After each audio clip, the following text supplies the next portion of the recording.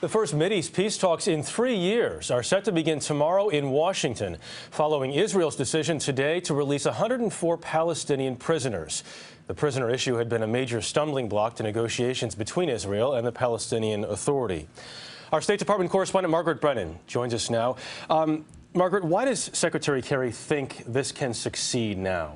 Well, Secretary Kerry calls this conflict the granddaddy of them all. It's sort of the big win here, and he thinks that his personal relationships and his personal diplomacy can get talks going and possibly have progress here. But there's some criticism that maybe this hyper-focus is misplaced. It's not an issue at the top of the White House to-do list, and you've got Egypt simmering, you've got a civil war in Syria, so there's a lot of pressure, but the bar's pretty low for success here. I mean, getting him to the table is not the same thing as figuring out the status of Jerusalem or halting Israeli settlements in Palestinian land. Well, let's talk about that more. We just talked about what's happening in Egypt. Clarissa Ward is there. Why would Secretary Kerry focus then on this issue?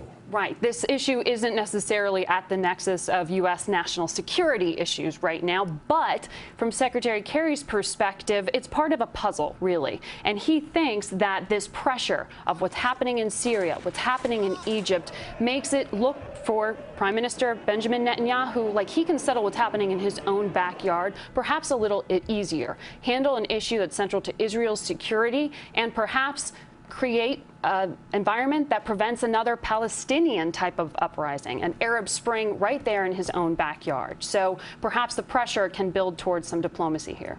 Margaret Brennan, thank you.